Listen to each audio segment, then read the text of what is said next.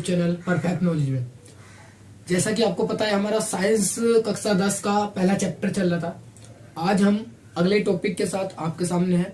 आज का हमारा टॉपिक है ऊष्मा क्षेपीय अभिक्रिया और ऊष्मा शोषी अभिक्रिया। बिल्कुल आपको याद हो जाएंगी। इस वीडियो के बाद आपको कोई वीडियो देखने की जरूरत नहीं होगी, लेकिन ध्यान पूर्वक समझना है और पढ़ना है, तभी आप इनको समझ सकते हैं। बिल्कुल आसान है, बस आपको समझने की जरूरत है। तो देखिए, हमने बोर्ड पर दोनों अभिक्रियाएं लिख दी है। पहली लिखी है ऊष्मा क्षेपीय अभिक्रिया और दूसरी लिखी है ऊष्मा शोषी अभिक्रिया। तो देखो, पहले समझो कि क्षेपी मतलब क्या होता है। तो क्षेपी मतलब होता है निकलना। क्या क्षेपी मतलब होता है निकलना, ठीक है। तो अब इसकी परिभाषा देख लेंगे। वह रासायनिक अभिक्रिया जिसमें क्रिया के फलस्वरूप ऊष्मा बाहर निकलती है, यानी कि ऊष्मा निकलती है या उत्पन्न होती है।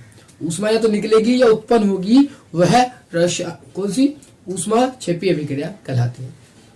एक बार और रिपीट करूंगा कि जिसमें ऊष्मा बाहर निकलती है उसे बोलते हैं क्या, क्षेपी। क्षेपी मतलब निकलना होता है। यहां पर आपको लिख के दिखाता हूं। क्षेपी मतलब होता है निकलना,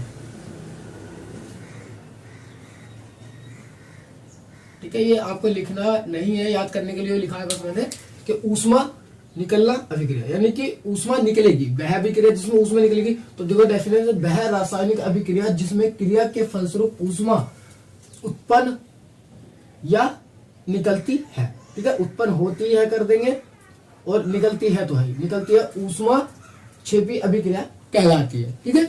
चलिए, जैसे एग्जाम्पल लिखे हैं मैंने, दो लिखे हैं आपको समझाने के लिए।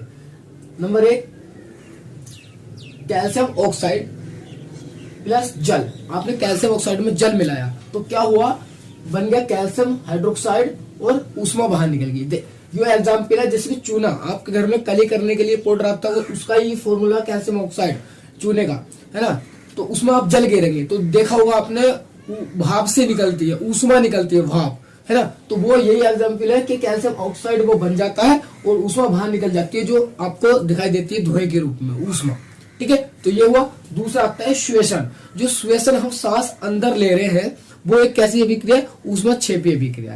कैसे, देखिए, हमने सांस अंदर लिया तो जो हमारे अंदर ग्लूकोज की मात्रा है वो हमारी ऑक्सीजन से क्रिया करता है। किससे क्रिया करता है, ऑक्सीजन से। तो O2 से क्रिया करी और हमें क्या देता है, कार्बन डाइऑक्साइड जो हम छोड़ते हैं, प्लस जल जो अंदर जल बनता है, और ऊष्मा। ऊष्मा मतलब जो ऊर्जा होती है, जो ऊर्जा, जब तो हम काम करते हैं, जैसे खाना खाया, हमने खाना खाया, श्वास ली, खाने से हमें ग्लूकोज मिला और श्वास से हमें कार्बन ऑक्सीजन मिली, दोनों ने क्रिया करी, जल बनाया और कार्बन डाइऑक्साइड बनाई और ऊष्मा बनाई, यानी कि ऊर्जा हमें काम करने की शक्ति दी, ठीक है।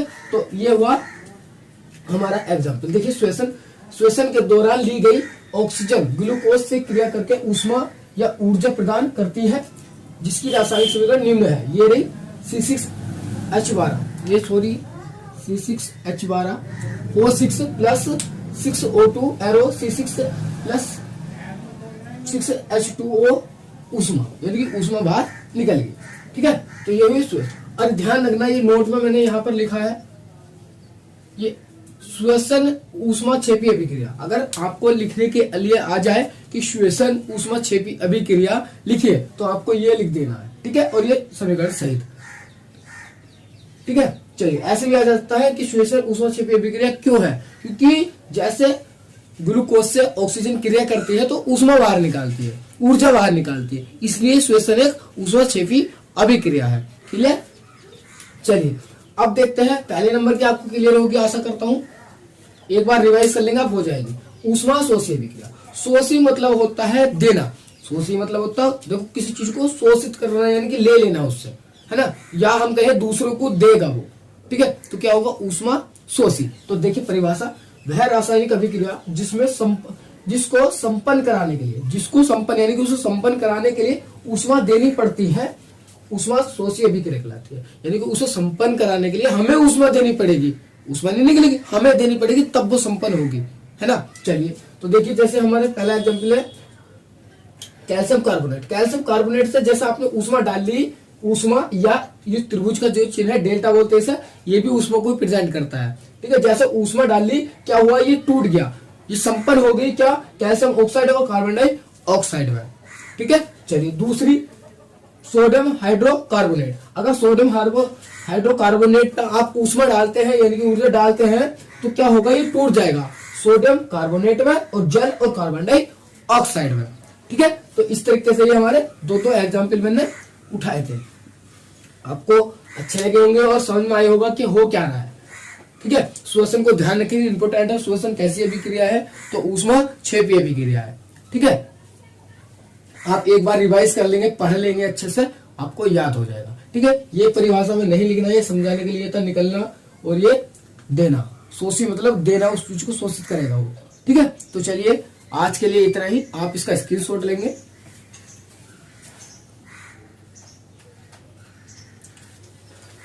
तो मैं आशा करता हूं आपको ऊष्मा क्षेपी और ऊष्मा शोषी अभिक्रिया समझ में आई होंगी।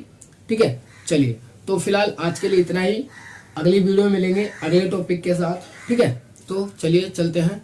जय हिंद।